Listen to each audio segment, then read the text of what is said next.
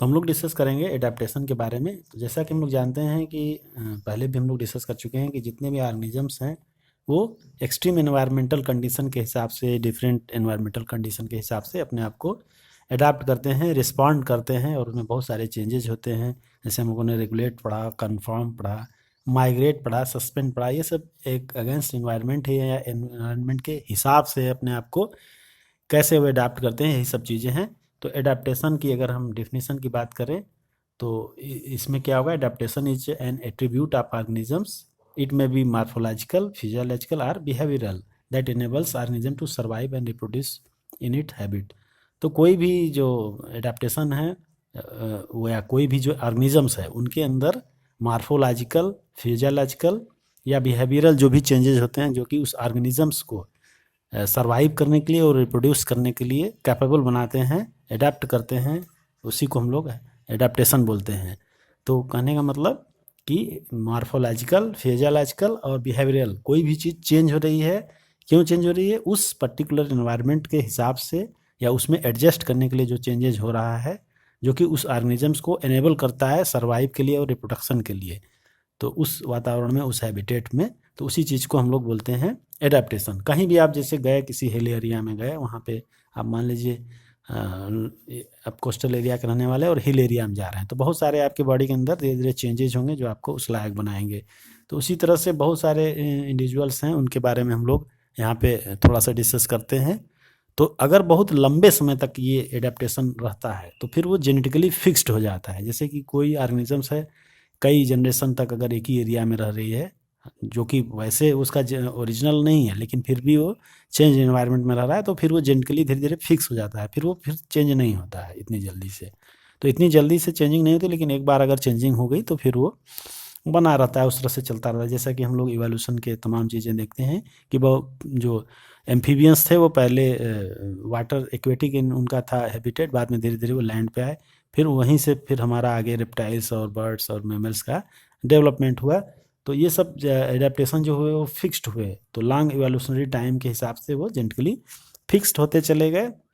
तो इसी सीक्वेंस में हम एक कंगारू रैट की बात करें जो कि नॉर्थ अमेरिका में पाया जाता है, डेजर्ट में।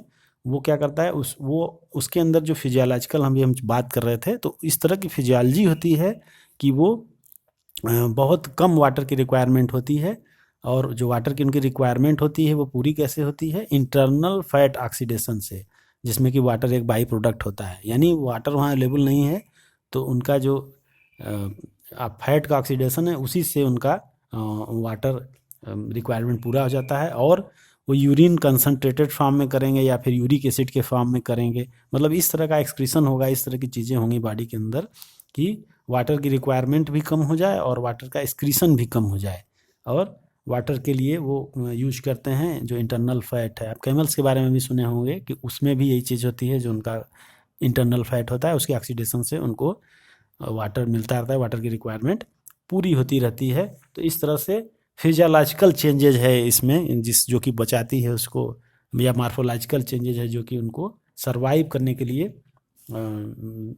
अडाप्ट कराती है। और बहुत सारे डेजर्ट प्लांट की बात अगर हम करें तो डेजर्ट प्लांट में हम जानते हैं थिक क्यूटिकल होता है ऊपर लिप सरफेस के ऊपर, खास करके अपर सरफेस के ऊपर। और जो स्टोमेटा होते हैं, स्टोमेटा जरूरी है क्योंकि अगर स्टोमेटा नहीं होगा तो कार्बन डाइऑक्साइड ऑक्सीजन एक्सचेंज कैसे होगा। लेकिन अगर वो डीप नहीं होंगे तो उसमें ट्रांसपिरेशन लॉस बहुत ज़्यादा होगा। तो ट्रांसपिरेशन लॉस को कम करने के लिए उसमें हम जानते हैं कि जो स्टोमेटा होते हैं वो संकेन होते हैं, काफ़ी डीप में होते हैं। और इसके अलावा उनमें CAM साइकिल होती है। CAM साइकिल में क्या होता है कि जो स्टोमेटा होते हैं वो नाइट में ओपन होते हैं और गैसियस एक्सचेंज करते हैं, और फोटोसिंथेसिस की प्रोसेस उनमें डे टाइम में होती है। तो जैसे ओपेनसिया वगैरह है, इसमें CAM साइकिल होती है जो कि इस तरह का होता है। यानी अगर दिन में स्टोमेटा ओपन होंगे तो क्या होगा, उसमें ट्रांसपिरेशन लॉस ज़्यादा होगा, हीट ज़्यादा होने की वजह से, टेम्परेचर ज़्यादा होने की वजह से। तो उनमें जो गैसियस एक्सचेंज होता है वो नाइट टाइम होता है, लेकिन फोटोसिंथेसिस की जो प्रोसेस है वो डे टाइम में होती है क्योंकि डे में लाइट अवेलेबल होती है। तो इस तरह से उनमें एक एडाप्टेशन है उस प्लांट में कि वो हाई टेम्परेचर में, डेजर्ट एरिया में भी अपने आप को सर्वाइव कर लेते हैं।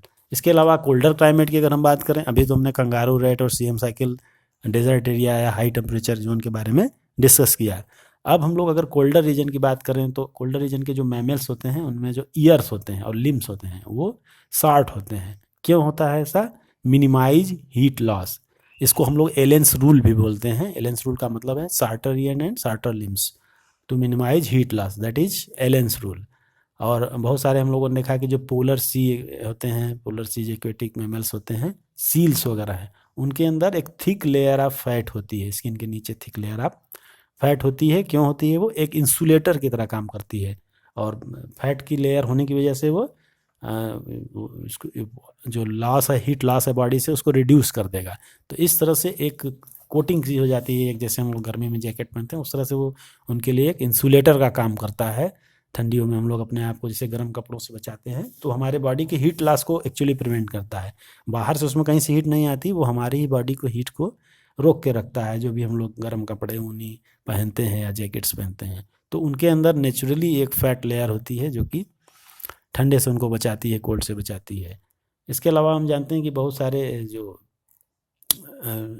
एनिमल्स हैं वो या इंडिविजुअल्स हैं वो हाई एल्टीट्यूड पे भी रहते हैं, तो वो इस तरह से एडाप्टेड होते हैं कि वो लो ऑक्सीजन प्रेशर में भी रह सकते हैं। लो एटमॉस्फेरिक प्रेशर अगर है उसमें भी वो सरवाइव कर सकते हैं जहाँ ऑक्सीजन की कमी होती है। तो कोई आदमी अगर मान लीजिए उसको हिल एरिया में भेज दिया जाए, प्लेन का आदमी, तो वो शुरू में उसको दिक्कत होगी, उसको एल्टीट्यूड सिकनेस महसूस होगी, क्योंकि उसके अंदर ऑक्सीजन कैपेसिटी उतनी ज़्यादा डेवलप नहीं होती जितना कि हिल एरिया के पर्सन में होती है। लेकिन धीरे धीरे वो कुछ समय के बाद उनमें वो चीज़ डेवलप हो जाती है और डेवलप होने के बाद ये सिकनेस, एल्टीट्यूड सिकनेस जो होती है वो ख़त्म हो जाती है। उनमें आरबीसी का प्रोडक्शन ज़्यादा होने लगता है। जब ज़्यादा होने लगता है तो क्या होगा, उस फिर जो ऑक्सीजन की वहाँ पे कैप कम है अवेलेबिलिटी, उसमें भी वो अपने आप को सरवाइव कर सकता है। और इंक्रीजिंग ब्रीदिंग रेट, तो ब्रीदिंग रेट बढ़ जाएगी, आरबीसी का प्रोडक्शन बढ़ जाएगा। Decreasing binding affinity of haemoglobin, haemoglobin की जो बाइंडिंग एफिनिटी है वो थोड़ी सी कम हो जाती है। तो इस तरह से हाई एल्टीट्यूड में जो ट्राइब्स होते हैं उनके अंदर ये चीज़ नेचुरली डेवलप होती है और इस तरह से वो एडाप्टेड होते हैं हायर एल्टीट्यूड पर रहने के लिए और लो ऑक्सीजन प्रेशर में रहने के लिए अपने आप को एडाप्ट कर लेते हैं, बॉडी उनकी एडाप्ट कर लेती है। तो इस तरह से बॉडी के अंदर डिफरेंट टाइप के एडाप्टेशन, तो जितने भी इंडिविजुअल अर्थ के ऊपर कहीं भी हैं उनमें उस हैबिटेट के हिसाब से जिसमें वो रह रहे हैं, सर्वाइव कर रहे हैं, रिप्रोड्यूस कर रहे हैं, उनके हिसाब से उनमें एडेप्टेशन हो जाता है, तभी वो एग्जिस्ट कर पाते हैं, वरना वो एग्जिस्ट नहीं कर पाएंगे। तो इस तरह से अगर हम बात करें, मान लीजिए ह्यूमन की बात करते हैं या मोस्ट एनिमल्स की बात करते हैं, तो उनमें जो एडेप्टेबिलिटी होती है या फिजियोलॉजिकल फंक्शन होता है वो एक optimal narrow range temperature range होता है उनका। जैसे कि ह्यूमन की बॉडी है तो 37 के आसपास बेहतर वर्क करेगी, लेकिन बहुत सारे जो माइक्रोब्स होते हैं, आर्की बैक्टीरिया वगैरह, हॉट स्प्रिंग में या फिर डीप सी हाइड्रोथर्मल वेंट्स के अंदर पाते हैं जहाँ पे टेम्परेचर 100 से भी ज़्यादा होता है। तो ये अलग अलग टाइप के ऑर्गेनिजम्स में अलग अलग टाइप के आपको एडेप्टेशन मिलेंगे। यानी कुछ एनिमल्स हैं जो कि आर्कटिक वाटर में भी रह सकते हैं, कुछ हैं कि जो डेजर्ट एरिया में रह सकते हैं, कुछ फिशेज हैं जो कि डीप मैरीन फिशेज हैं, वो क्योंकि मैरीन में सबसे अगर नीचे की तरफ जाएं तो प्रेशर बढ़ता जाता है, ठीक है, एटमॉस्फेरिक प्रेशर वहाँ पे इंक्रीज होता चला जाएगा, तो उस प्रेशर में भी वो सरवाइव कर सकते हैं। तो अब इसके बाद जैसे डेजर्ट की बात करें हम, तो डेजर्ट में क्या होता है कि जो लिजर्ट वहाँ पे होती हैं उनके अंदर वो बिहेवियरल चेंज की बात करें या फिजियोलॉजिकल एबिलिटी की बात करें, तो उनमें क्या होता है वो बॉडी को अपने हिसाब से एडजस्ट कर लेते हैं। तो वो bask in sun and absorb heat and then body temperature drops below the comfort zone but move into the side when ambient temperature start increasing.